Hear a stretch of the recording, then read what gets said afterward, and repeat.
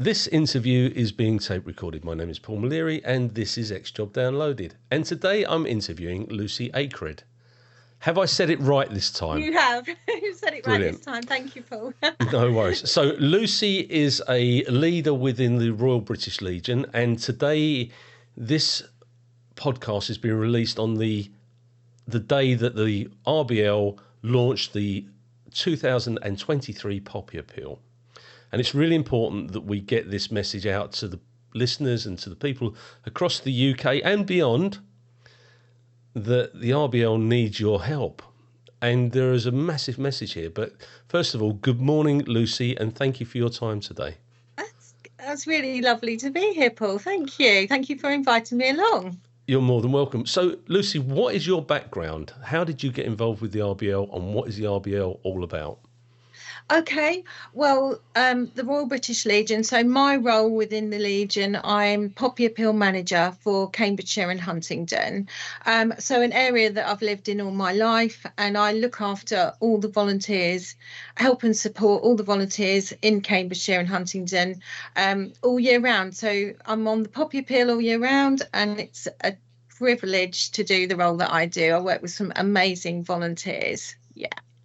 And the Royal British Legion isn't just about November the 11th, is it? No, it's a year-round event, and there are things taking place right across the UK. Absolutely. We encourage all year round fundraising. The Poppy Appeal is probably the best, well-known and most loved charitable appeal that goes on in the UK, which obviously kicks off today. Yep. And runs until Remembrance Sunday, which is the 12th of November. So our aim is to raise as much money as we can to help and support the armed forces community. And that could be donating for a poppy to show the armed forces that you care. It's getting out there. Our volunteers distribute poppies and tins throughout the whole of their area, and it all goes to helping and supporting the armed forces community, and helps us to continue the vital work that we do. And originally it was called the Earl Haig Fund. I'm doing this from memory, so... Yes, would you like me to do a quick rundown? Yeah, please, if you could, I'd be very grateful. So initially it was inspired by the poem In Flanders Fields, which was written by a Canadian doctor, Lieutenant Colonel John McCrae, in 1915. After the loss of a friend of his, he was moved by the sight of poppies that grew on the battlefields. The countryside, which was once beautiful landscapes, then barren and bleak by war, really. But the poppies flourished on the landscape, and that sort of inspired the poem that he wrote. Following on from that, American academic Moeen Michael adopted the poppy, really in memory of those that had fallen during the war. She campaigned to get it adopted as an official item of remembrance. So she worked alongside another lady, a French lady, who was also in the UK in 1921 when she planned to sell the poppies.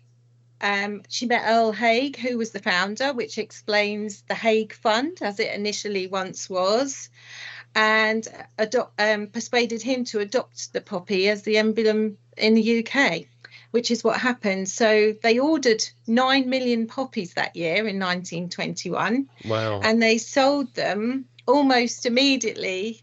So originally they were made from silk kind of poppies, and they raised £106,000, which was initially to help veterans with housing and jobs.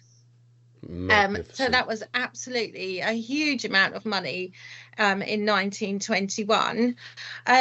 Today we have 40,000 volunteers, and they help to distribute 40 million poppies. That's just a snapshot on how things have changed in that 102 years. Still the same remembrance and the poppy go hand in hand. Our volunteers are so important to us. They really are the heart of the appeal. lots of our volunteers have been with us for many, many years, but we always encourage people to come forward, get involved with us, come and help with the campaign in the supermarkets, at the supermarket collections. But there's also other ways in which you can get involved as well, distributing boxes to local businesses and shops, collecting them in, helping with the counting afterwards. There's so many things you can get involved with.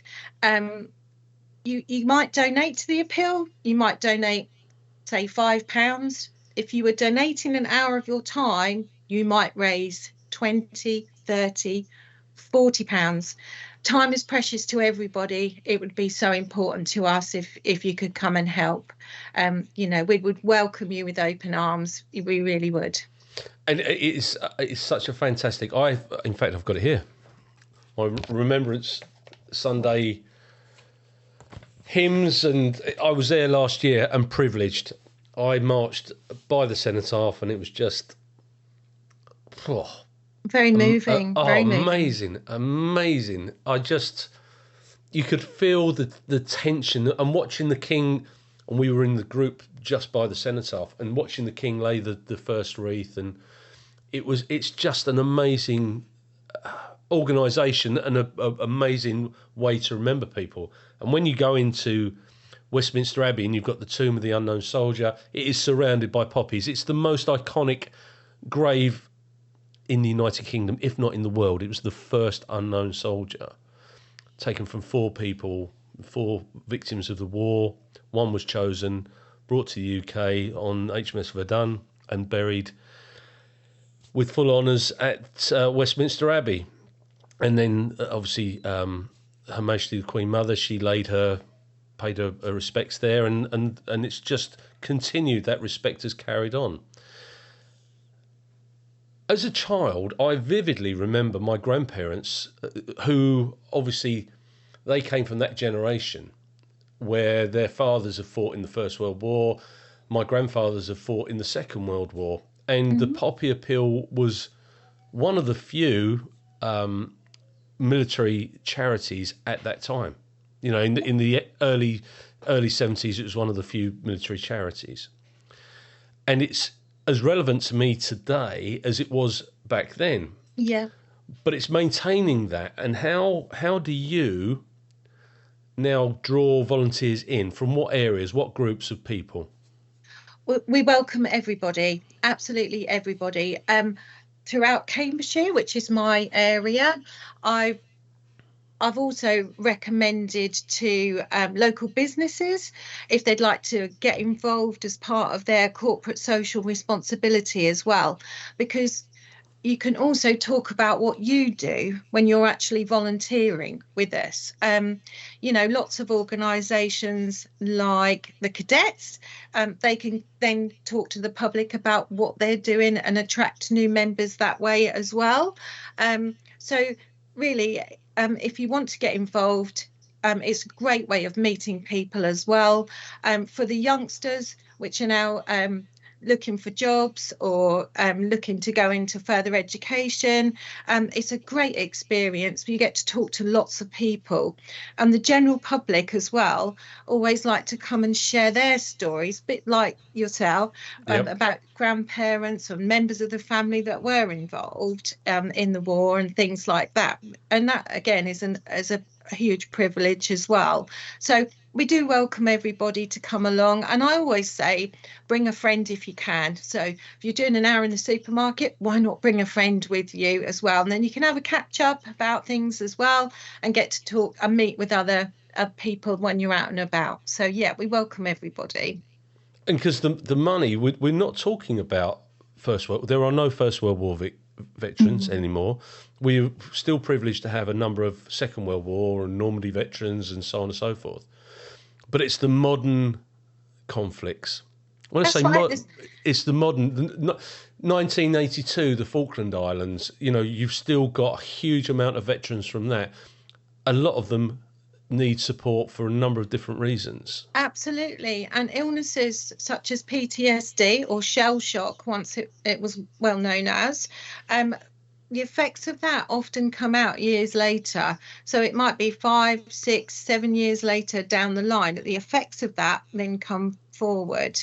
You know, the RBL originally was set up to help with employment and housing, but we've adapted and changed over that 102 years to, you know, because society has changed as well, and we offer a lot more than we did that was just housing and employment, you know, physical and mental well-being, financial and employment support, all kinds of things that we can help with, you know, because society has changed as a whole as well. Yeah, absolutely. And this online, you think about it, our grandfathers, if we'd have told them about podcasts, Yeah, they'd have thought we were that's raving mad. exactly. But the fact is, this is our way of getting this to the public. Getting the message out. Yeah, definitely. What I'm going to do is I'm going to put your links into the body of the text. So Yes. that anybody that wants to take part in volunteering, wants to get involved with the Royal British Legion, Or indeed, if they need help as well, you know, if they need help and they want a number to call, I can tell you the number. It's 0808 802 8080, and the lines are open between 8 a.m. and 8 p.m. 7 days a week. So that's for anybody that needs any help from the Royal British Legion. Might just be some advice, you know, but our contact centre can help you, you know, well on your way. So that's absolutely fantastic. And that's for all members of the British Forces. Yeah, British Armed Forces. Yeah, serving and ex-serving personnel and their families as well. We help their families. I think it's important to say that sometimes people just need a helping hand, and we're here for the Armed Forces community and their families as well. So, Lucy, what do you personally need in Cambridgeshire and Huntingdon? What do you actually need by way of volunteers? Where are your biggest gaps? The biggest gaps for me are central Cambridge. We have a collection at the Grand Arcade in the town, the main shopping centre, as well as on the outskirts with the supermarkets. But the main area is the Grand Arcade shopping centre. And also in Peterborough, we have 7 manned collections there. We really struggle with volunteers in those areas. We cover Morrison's, Tesco's, Queensgate, the Town Hall, Asda, all of these locations, but we really struggle for volunteers. So if anybody would like to get in touch and can just do an hour in the supermarket at any of those locations locally, that would be absolutely amazing, or help with the count afterwards. Oh, yeah, absolutely. Well, this is going to go on to my volunteers group. Okay. Brilliant. Thank you. Of which across the UK, we've got 7,000 members for mixed job community volunteers. Okay. So hopefully somebody will pick up from this. And I know that your needs are replicated across the UK. Everybody needs volunteers. Everyone needs to get behind this and support this event. Really show the armed forces that they care as well. You know, get involved, meet new people, tell us about your organisation or your business, what you do, but be involved in probably the world's most loved and well-known charity, identifiable organisation. Yeah. So what I normally say in interviews is, have you got anything you'd like to add, alter or correct about today's interview? You're shaking your head. No, well, that's a no then. We will be in touch again. Thank you so much for your time today. And if we can help you push out the message, do whatever we've got to do, then please let us know. But one thing before we go, on the 11th of November, there is a fundraising event at the Chelmsford City Racecourse. All the money is going to go to the Royal British Legion. We want to get as many people there as we can. You wear your medals, wear your uniforms, do whatever you want to do, support the event. Let's get behind this. Let's make it the best year ever. And don't forget to donate for a poppy to show the armed forces that you care. Thank you, Paul. You're welcome. Yeah. Thank you so much for your time today. That's all right. Thank you. I will speak to you again when you're older. Let's keep in touch. And if there's anything that we can do for the Royal British Legion, we are here to help. Thank you. You're more than welcome. I'll see you soon. I'll see you soon. Take care. Bye-bye. Bye-bye. Bye. Bye. Bye. Bye. Bye.